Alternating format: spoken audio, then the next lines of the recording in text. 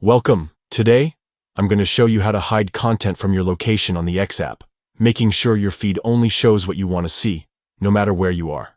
This updated method will help you take control of your content experience, so let's dive right in. First, open the X app on your device. Once you're in, tap on your profile icon, which you'll find at the top corner of the screen. This will open your account menu, where you can manage your settings. Next, scroll down and select Settings and Privacy. This section holds all the options you need to adjust your account's privacy and content preferences.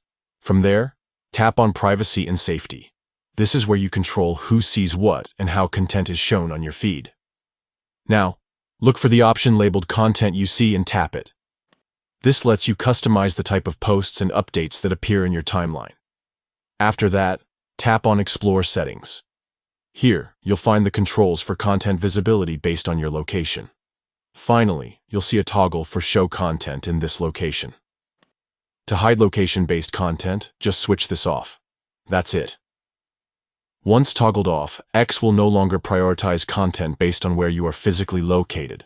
This simple change can make a big difference in how your feed feels, more personal, less tied to your geographic area. It's perfect if you want to avoid local bias or just want a fresh, global view of what's happening. So there you have it.